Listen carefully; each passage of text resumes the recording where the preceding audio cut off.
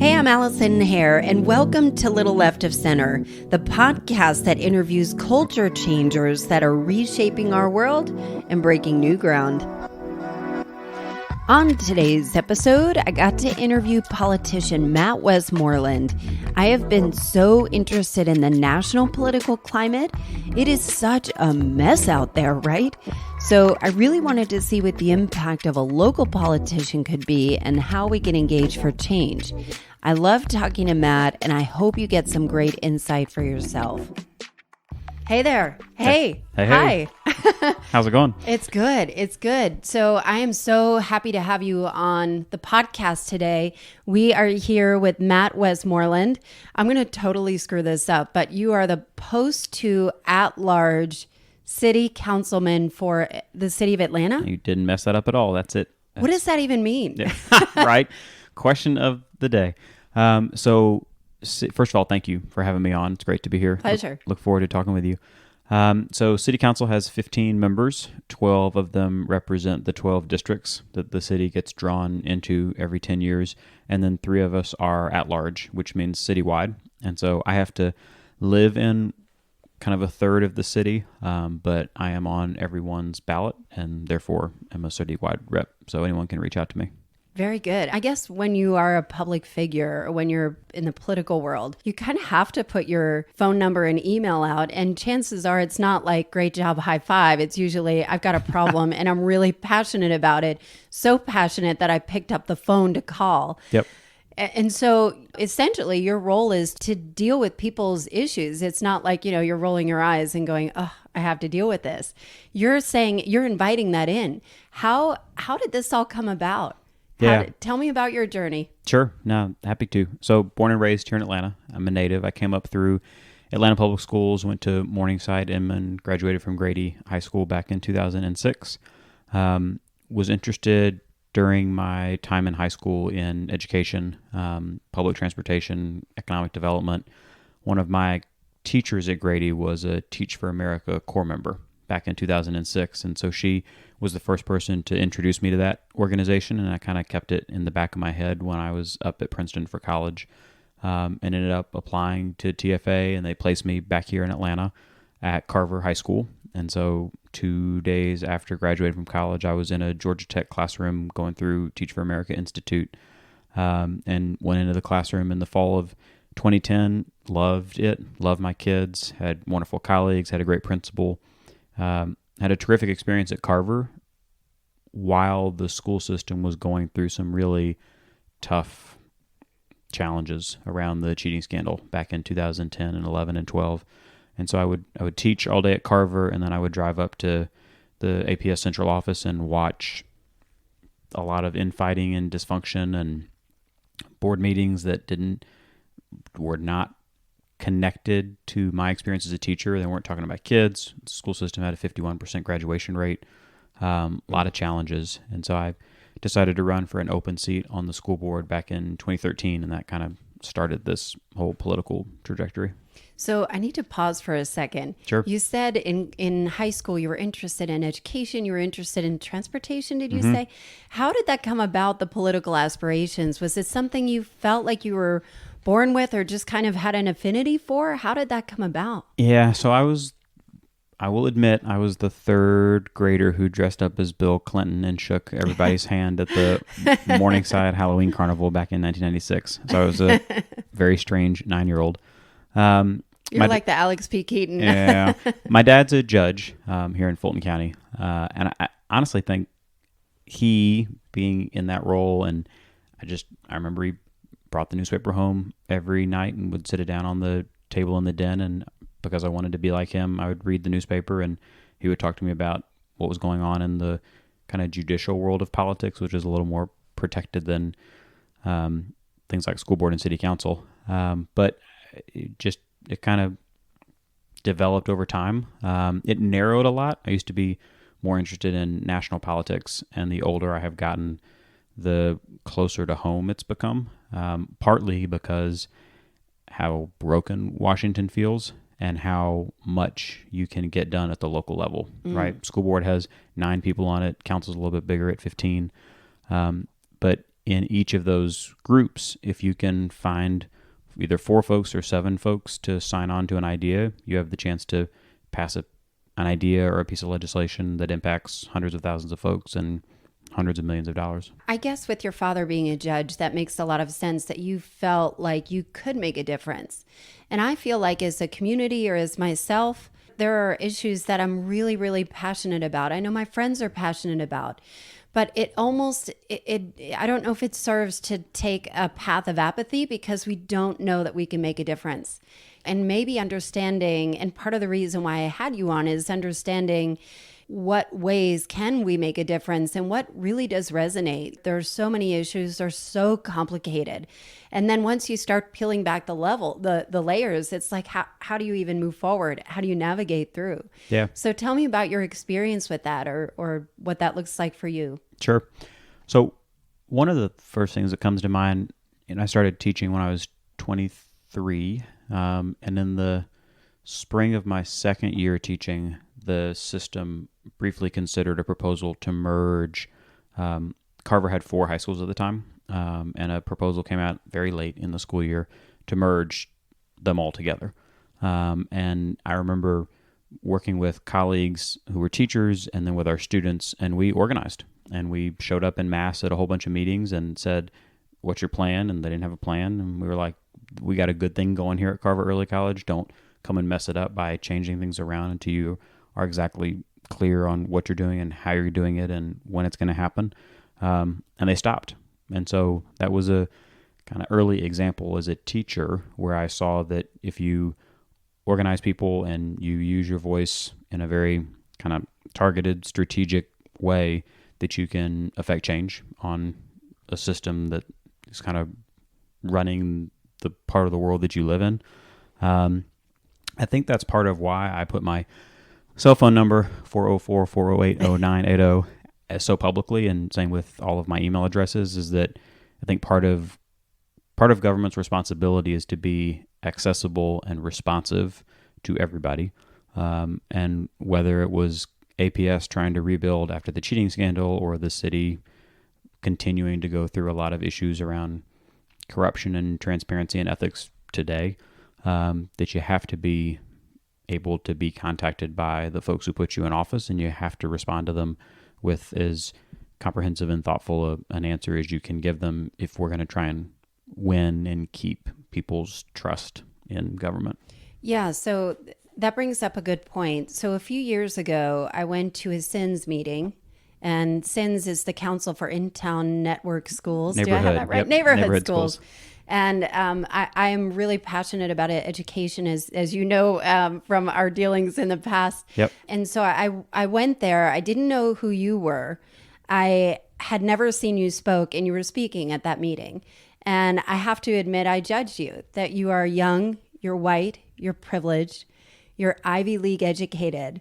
Yep. It's a very mixed community, but somehow, despite all of these things that are who you are, it's not like something you could change, right? Yeah. You still get through. How do you instill trust? I mean, John Lewis, the Congressman John Lewis, is a huge fan of you, that you've worked with him. How do you get through in such a mixed community? How do you establish trust? Yeah. So that's a really good question, and one that has come up a lot over the last 9 or 10 years. A lot of different pieces to that question. One is, so I was born and raised in Morningside. Both of my siblings are adopted, and my sister is African American. And I went to Inman and Grady for middle and high school at the time were both majority African American as well. And so I think that when I got to Carver, having gone through schools like Inman and Grady put me in a position to be able to I had been through an experience and was able to relate to life at Carver a little bit. What I learned at Carver was just an incredible number of stories and values and lessons from my kids. And we would have really open conversations. I remember one day, kind of during the beginning of my first semester teaching, one of my kids said to me during a conversation in current issues, "Mr. West, you're not going to understand this. It's not because you're white, it's because you're rich." And you kind of sit with that with 18-year-old student in front of you, and you're 23 and you're white and she's black and you're a man and she's a woman, and you grew up in an upper middle class house in Morningside, and she grew up in a really challenging circumstance in Carver. And being able to sit with and learn from and have so many different experiences with my kids at Carver, I think has helped me begin to understand just how complicated and complex the world is, and how many different things exist to push down so many segments of the population. And over time, it's become really clear that as a upper class, straight white man, I've got immense privileges, and have had opportunities that have come to me just because of those things. Mm-hmm.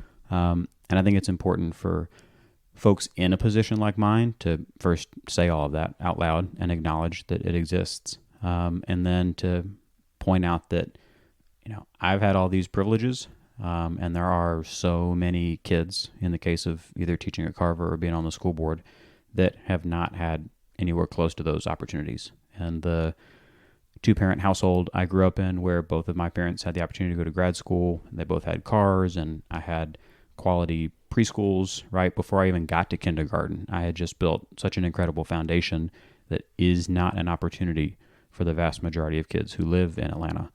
And so when we talk about budgeting at the school system, or when we talk about where we spend our time and our energy and our resources at the city, I think it's helpful for me to be able to say that. Mm-hmm. It costs more to educate a kid who goes to Thomasville Heights Elementary School down in Southeast Atlanta than it does a kid in Morningside. Mm-hmm. And so we're going to shift our budget at APS to weight the formula so that we're sending more money to Thomasville Heights than we send to Morningside. Wow. And I think that far and away my 4 years in the classroom, and all of the kids who I taught helped me see all of that firsthand. And so when I was moving around the city as a school board member and now as a city councilman, I can have that conversation, and talk about institutional racism and talk about white privilege.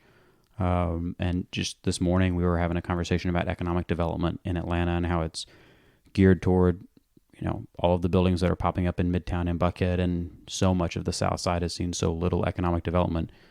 That's all on purpose, right? Like we have policies that have been enforced by local, state, and federal government for the last 60, 70, 80 years that led development to go certain places and not other places, that led home ownership to be a reality for some people and not for others. You got to surface those things and talk through them, and then figure out how you can try and fix the wrongs of the past and remove obstacles in the present so that more people have an opportunity to succeed in the future. So how do you navigate when it is so complex? So it sounds like you're kind of in a position to reveal or expose and be transparent over some of the issues, some of the systemic issues that the community is dealing with, the city is dealing with. And there's so many layers of whether it's corruption or whether it's there's a challenge of the city's they're spending a ton of money bringing in the Super Bowl or the Olympics or these huge Amazon HQ too, but they're not fixing our streets. They're not fixing the homeless. They're not fixing the things that aren't necessarily bringing in revenue. You get it, you see it from both sides, but how do you navigate a solution from there? And is it your brain or is it collaborative? Like, how do you get through maybe the infighting? Yep. So it's got to be collaborative, first of all. There are 15 voting members of council. We've got a separate branch of government, the executive that the mayor obviously heads.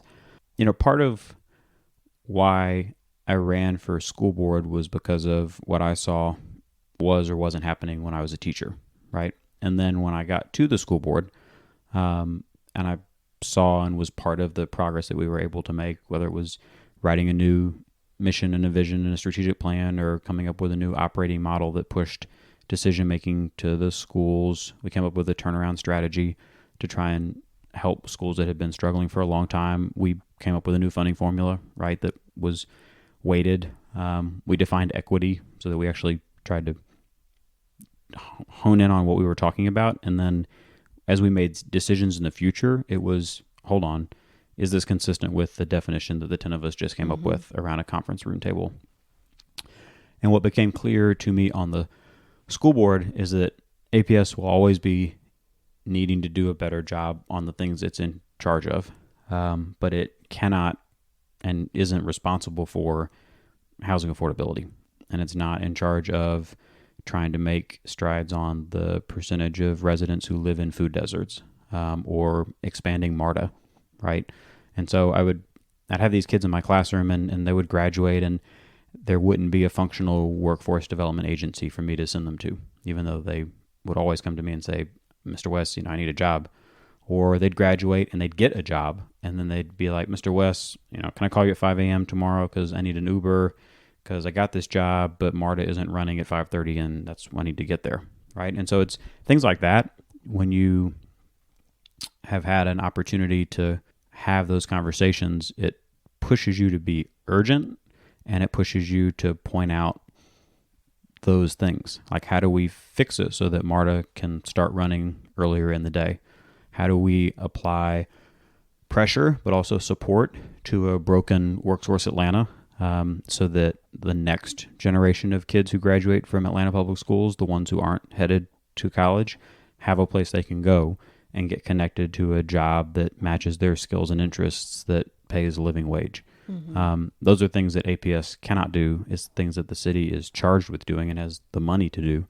But I can't do it by myself, right? Yeah. I can write a piece of legislation, but the way I get it passed is by going around to my 14 colleagues and saying, here's an issue. I've come up with a potential solution. What are your thoughts on it? Will you sign on as a co-sponsor? Let's move it through committee in a couple weeks and then on to the mayor's office to become law. And you have to do that in a collaborative fashion. It all sounds so easy and sensible, Uh-huh. but that's not the reality, is it? No. Nope. What is the reality? So I'll give you an example. Atlanta has an economic development arm, Invest Atlanta. I think they do great work on what they have been charged with kind of over the last 5 to 10 years. You cannot go very far in Midtown, downtown, or Buckhead without seeing the fruits of a concerted effort to drive real major economic development in that area, right? Whether it's $545 million COTA building, groundbreaking this, or ribbon cutting that. There's been so much energy taking place in that part of town, which is a good thing. Our contract with them expired, and so I sat down the first couple weeks of April and sketched out a new contract that tried to shift the focus for the organization for the next 5 to 10 years, kind of centered around 3 or 4 pillars. One is spending time, energy, resources, and our focus on underserved communities, right? For every Midtown is jam-packed. There are commercial corridors and kind of nodes and neighborhoods that dot the south side of the city that are completely shuttered. That could be home to awesome small businesses that people want to start in their own neighborhoods. And I was at a ribbon cutting or a grand opening a couple Saturdays ago for a coffee shop on Cascade, started by a resident in the neighborhood who's starting a small business and he's hiring workers, and he was going to open up his spot, and it's going to be a place for the community to come and the community to work. And so figuring out how we help people like that who want to do more of that in and around communities that haven't seen things like that in a long time. The second pillar is middle wage jobs. It's great to get Norfolk Southern to relocate here from Virginia with its $150,000 a year jobs. We have a lot of Atlantans who need a job that pays between $30,000 and $70,000. And then the third pillar is generating wealth in communities of color, right? It's no news to anybody listening that the median white family has a net value somewhere of like $110,000, $115,000 in this country. And the median net wealth for a black family is like $8. And there are hundreds of years of reasons for that. And we need to the extent we can, pull on different levers to try and shift that for residents who call Atlanta home. And so you put all of that into a piece of legislation, and then you walk it around to your colleagues and you say, here's where I think we should focus. What are your thoughts? What pieces of the puzzle do you want to take out? What things do we need to add? What metrics are missing or too high or too low? And then you got to go over to the folks who run the economic development arm and say, what do you think about this? What are you capable of doing? What gives you heartburn? Can you do it with the resources that the city's giving you right now? Probably not. So then we need to work on your budget. So it's doable. I mean, we had a work session. I introduced a piece of legislation on April 15th. We had a conversation about it today, and we hope to move it through council by the end of June. And so that's a pretty cool story in how 2.5 months, we'll have a new kind of policy vision for where we want our economic development arm to focus on over the next decade. But it took the voice and thoughts and writings of a lot of people to make that happen. How do you figure out where to focus your energies? Is it what will have the most public approval, or is it by public opinion, or is it something that you witnessed? How does the priority ranking? Yep. Good question. And there are only so many hours in the day. Yeah. And one of the fascinating... There are a lot of issues. There are a lot of issues. The city is really complex. Like the city government itself is really complex. You got watershed, and you got the world's busiest airport, and you got the judicial branch, and you got Parks and Rec, and you got the firefighters and police and infrastructure, roads and trails and all that kind of stuff. A lot of different ways. So last Monday, council adopted a resolution to create a task force to start talking about how to repurpose the city jail, right? That, for me, that conversation started 15 months ago when a group of activists from a nonprofit came and met with me at City Hall and said, we want to close the jail. And so I listened to their pitch, and then I started doing research on my own, and I saw that we were spending $33 million a year to run a Department of Corrections, 471,000 square foot jail, 1,300 beds, 350 employees. Because of different criminal justice reforms over recent years, some nights there were fewer than 60 people in the building. So it's like 5% capacity. And so that group pitched an idea to several council members. I wrote a resolution last August that 6 other people signed on to, kind of starting that conversation. How do we go about closing the building? Who's going to decide how we repurpose it? Where are we going to reinvest the savings? How do we take care of our staff? How do we make it clear to people that this building is not the jail that houses folks accused of serious misdemeanors or crimes? It's a building, honestly, that has held folks who violate traffic offenses. And it's not clear to me why we ever jailed people who were driving on a suspended license, but we don't anymore. That probably would have been me after college. Yeah, there you go. Right. Up a yeah. lot. And you think about that, just to take us back to a second, you and I getting in trouble for doing something like that, we get ourselves out of it. There were, before we passed cash bail reform in January of 2018, people could be held at our detention center for offenses like that because they couldn't pay $250 or $500, right? I've got $500, so do you.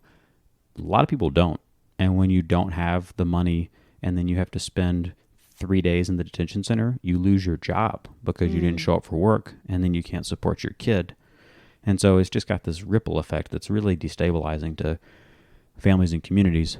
And so this group started pitching an idea to me in March of 2018, and we passed kind of introduced the first piece of the conversation in August, and then we passed this resolution last Monday. The mayor signed it yesterday, and now we're going to have a conversation about repurposing the building and reinvesting the money. That's huge. And even from a national political conversation over closing jails for misdemeanors and marijuana and jailing people that don't need to be jailed. Yep. And then another one, also last spring, a group from the Cancer Society, the Lung Association, the Heart Association came and met with each council member individually, saying the city, Atlanta is literally the only major city in the country without a comprehensive smoking ordinance. We've taken steps here and there, like other cities had back in the early to mid 2000s. But you name the city: New York, Washington, Boston, Austin, Dallas, Houston, San Francisco, California, Indianapolis, Milwaukee, Savannah, Augusta, New Orleans. So many cities around the country have said secondhand smoke is a serious health issue. E-cigarettes are an epidemic among teenagers. And everybody else has a ordinance. Atlanta doesn't. What are you going to do about it? And I was like, all right, let's go do something about it. And so several of us introduced legislation on April 15th to move that ball forward.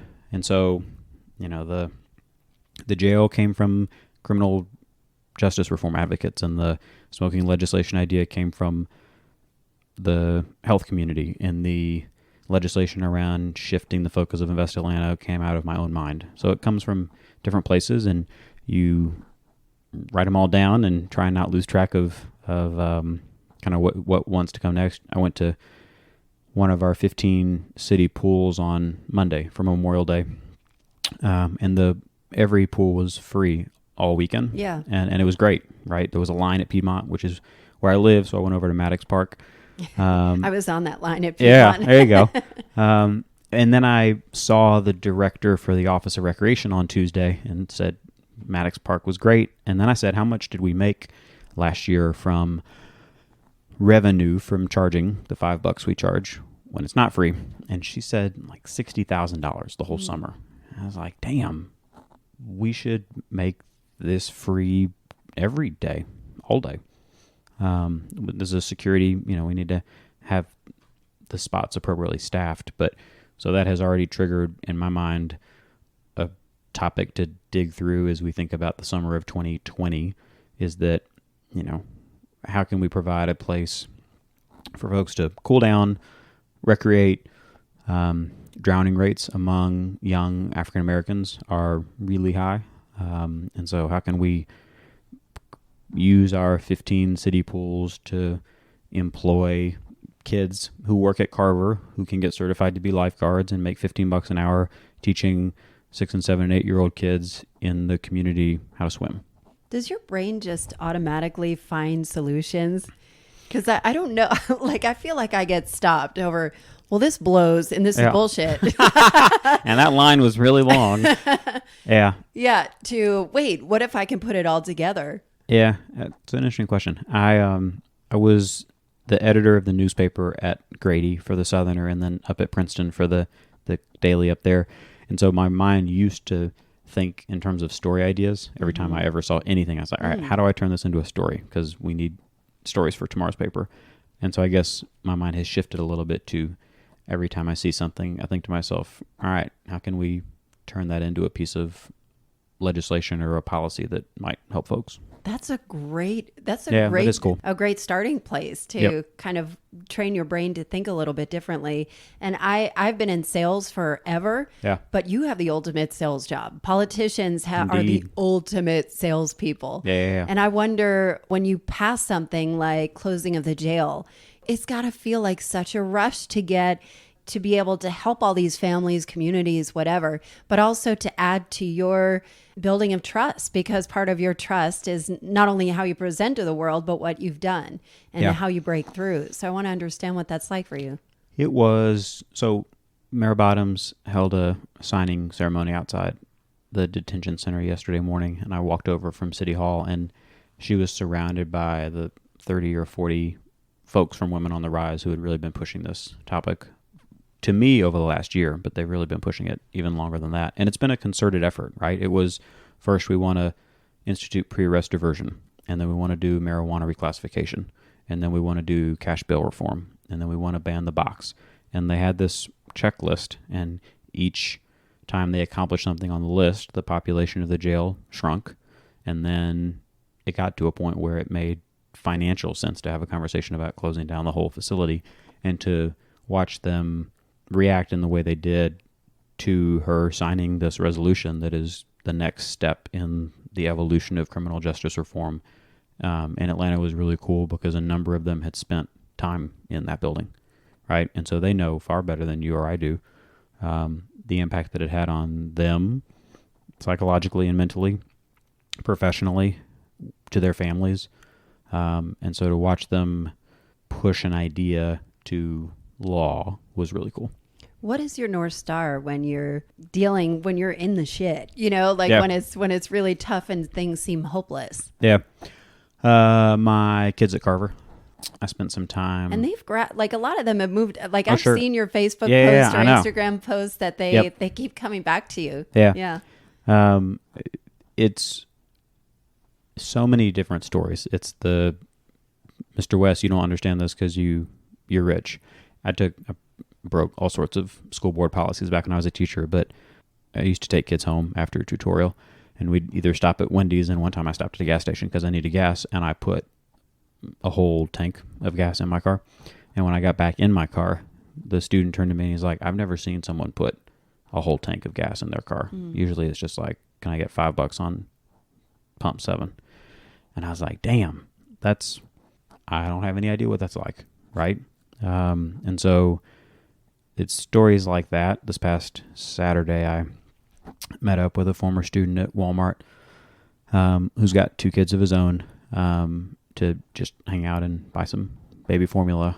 And it's as crazy as city government is, it's a real healthy North Star to be like, all right,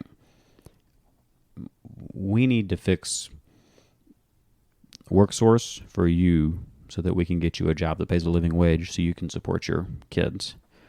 We need to figure out this APS City of Atlanta relationship so that both of those entities are making a financial contribution into a GEARS, which is the early ed organization, has a plan, right? There's a series of 8 recommendations. People spent a lot of time in 2018 coming up with them to try and expand access to quality early learning and early care in Atlanta. His 2-year-old would benefit from that. And so things can get political and things can get petty, and all of that is bullshit at the end of the day. And it's helpful to always be able to think back to students. And I'm emphasizing kids who have struggled. Just as important is, and just as cool is, I'm like a TFA granddad, I guess, or maybe I'm the dad, and Maren Sorensen is the grandmom. But 3 of my students from Carver have graduated from college, and have gone on to teach for America and are teachers right now. Yeah. And that's a super cool. And you're so freaking young. I know, 31. You've got a lot of runway ahead of you. What is your trajectory? What are you hopeful to do? I am focused on being a good city council person. I swear to God. You are so full of shit right now. I'm not. It would be disingenuous to not say I was ambitious, obviously. No one runs for office at 26 or citywide office at 30 and they don't have ambition.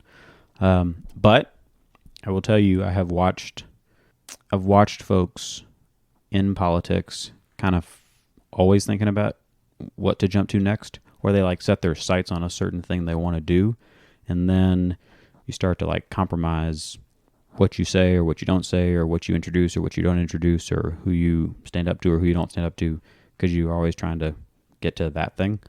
I had a really rough first 6 months on the school board. I think I upset everybody in my district at one point or another with different things that I was either introducing or going along with the superintendent. And after 2 recall threats as a 26-year-old, you're like, all right, you know what? You're going to gather as much information as possible. You're going to talk to as many smart people as possible.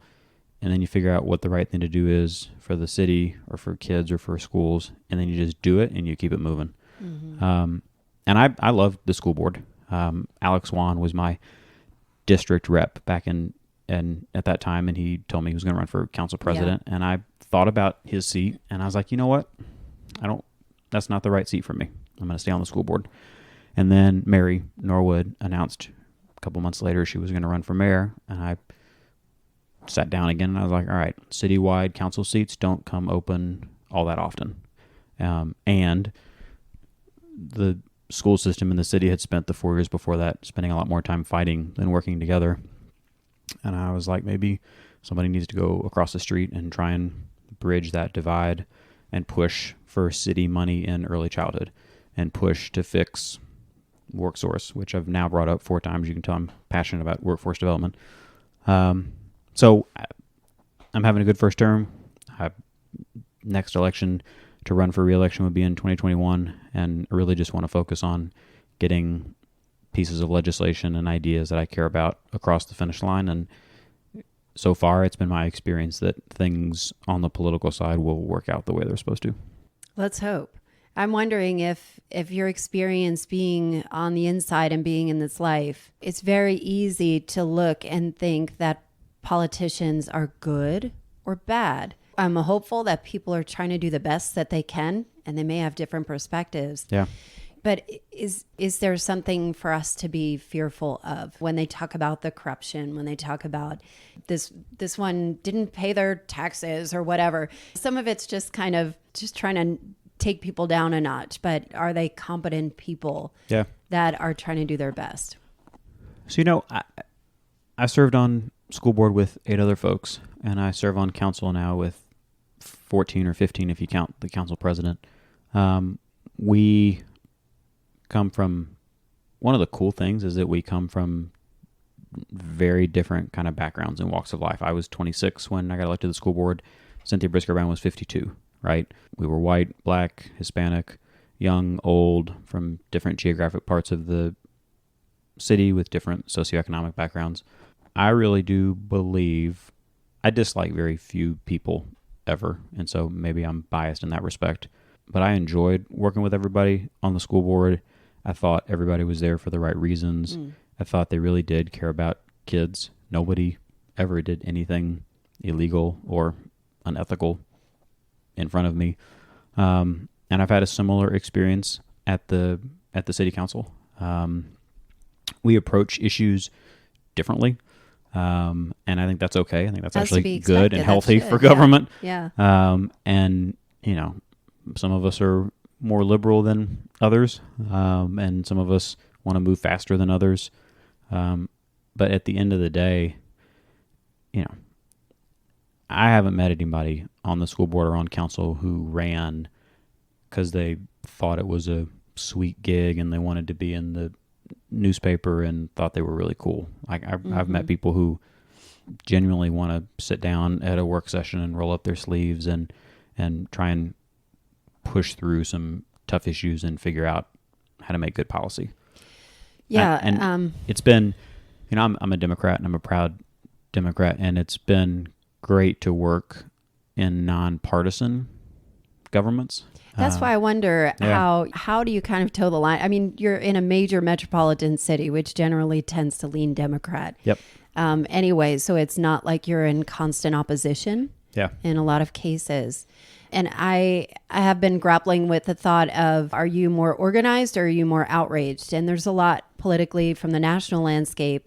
I'm not sure about the local side, but from the national landscape to be outraged about. And that is the design of the news, the media, whatever. Yeah, yeah. I guess my question to you, really the burning question for you is what is the best way to be organized so that your outrage doesn't outweigh the organization to actually make an impact? So my favorite TV show of all time, probably unsurprisingly to some, is The West Wing. It started so stereotypical. Yeah, I know. It started my first month of middle school and went off the air my last week of high school. So I kind of grew up watching The West Wing on Wednesdays and then Sundays. There's a line toward the end, season 7, I think, where Toby Ziegler, the communications director, talks about, sometimes I wonder, why am I here? Why am I not back in New York trying to turn around the schools? Why am I here pushing against the ocean? And I've always thought about that because there have been times as a teacher when you feel like you're pushing against the ocean. There have been times as a school board member, and there are certainly times as a council member. But then you have weeks where you have a great conversation with your colleagues around moving a smoke-free piece of legislation forward. You get to watch the mayor sign a resolution into law to take the next step on a criminal justice reform that you've been passionate about for the last 8 or 9 months. And then you have a session this morning where you see real progress in kind of turning the ship that is the city's economic development arm and being real when they say we want to focus on underserved communities and middle wage jobs and building wealth in the Black community. And that makes the hundreds of emails about rightful emails about, leaking fire hydrants and crosswalks that need to be repainted or scooters or whatever the issue is at the time, makes it all worth it. Because progress is slow, but it happens. When Stacey Abrams lost in November, the turnout among young folks and minorities and women was huge. And I've hoped, and I hope that 2020 will show that people didn't get kind of dispirited and disengaged and give up after losing such a close race. Because you gotta keep pushing. Yeah, so that's the concept over Trump being in office of winning in 2020, that the only way will be impeachment, that the Democrats are organized enough to do that. At least that's what the theories are passing around. So something that I'm thinking about. I wonder if there are things that we might be upset about that politicians can help. What's the most effective way? Is it phone? Is it email? Is there one that weighs more than another, Facebook post? Right. What is the best way to engage? Yes. And speak your mind. Yeah, that's a really good question. For me, I'll do my own personal experience and then I'll try and speak for other people, sort of. I get emails all the time and respond to every single one of them, and you're very responsive, and I thank you for that. Yeah, no, I try, but that's kind of my preferred. I treat my email inbox as a to-do list, and so once I respond to someone and solve whatever issue they're concerned about, I can archive it and keep working my way up and down the list. At cell phone or phone calls, text messages, people call my office a lot, and I'm happy to call them back. I think those two things are probably, for me, they're the most effective. I have colleagues who choose not to check their own email and they leave it to their staff, which is totally fine. I think tagging in Facebook, I see it when I get tagged in Facebook, and sometimes I'll read the article that someone has tagged me and asked me to read.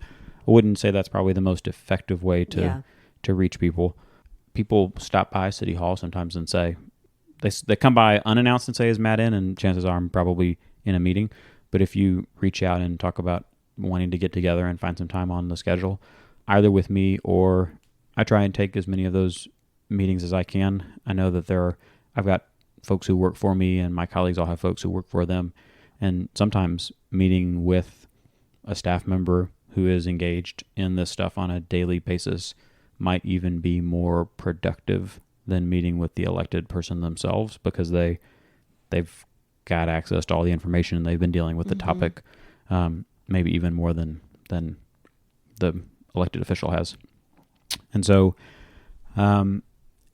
chain emails, I get a lot of those. I still respond to them. Chain emails? Yeah. Are those the thing? They are the thing. It's like, I don't know who created them, but it's, click here and send a message to these 9 people on city council. Right. Okay. Yeah. And it's wrote, it's dear council member, and then it's the exact same paragraph 1, 2, 3, and 4. That's why I wonder, is it like a metrics thing? Like, do people count the number of emails and that makes a difference? It doesn't. I think that's what I wanted to know. Like, do those metrics mean anything? Do the phone calls mean something? I think a message from you, written by you to me, means something. Yeah. Getting, back when I was on the school board, we had a conversation about building a bus barn on the north side of the city, because both of them are on the south side right now. And I got something like 900 emails about the bus barn. But they were all the same, right? Yeah. They were just people clicked on this thing. Maybe this is an issue. Yeah. So, right. So you know that people care about it, but the fact that the fact that those people just pressed a button that someone sent them instead of sitting down to fashion their own thoughts on the issue, that will always weigh more. And then same goes, I'm citywide, and so anyone who lives in Atlanta has a vote in my race, and I am your representative. But then the other thing I would say is that make sure you're reaching out to the person in whose district you sit, right? Whether it's council or state legislature or school board or whatever, that people, that's their job, is to pay attention to folks in their district. And those are who they are going to listen to first. So as we close, how can people find you? Yeah. Yep. So cell phone number is 404-408-0980. My email address at the city is mwestmoreland, WESTMORELAND @atlantagaga.gov. Longest email. I know, right? I'm on Facebook. Just search me. Same with Instagram. Same with Twitter. Always happy to chat, and look forward to hearing any concerns you have that need to be fixed, but also any ideas. I think one of the things we've talked about is that some of the legislation making its way through council right now came from people reaching out with an idea. And one day it'll be reality, and that's pretty cool. Well, thank you, Matt Westmoreland. You are a culture changer. Appreciate the invite. Been a good chat. I hope you love my chat with Matt Westmoreland. If you'd like to contact him directly, I've posted all of his links in the show notes. If you liked today's episode, please rate, review, and if you care, please share. Most of all, thank you for listening, and I'll see you next week.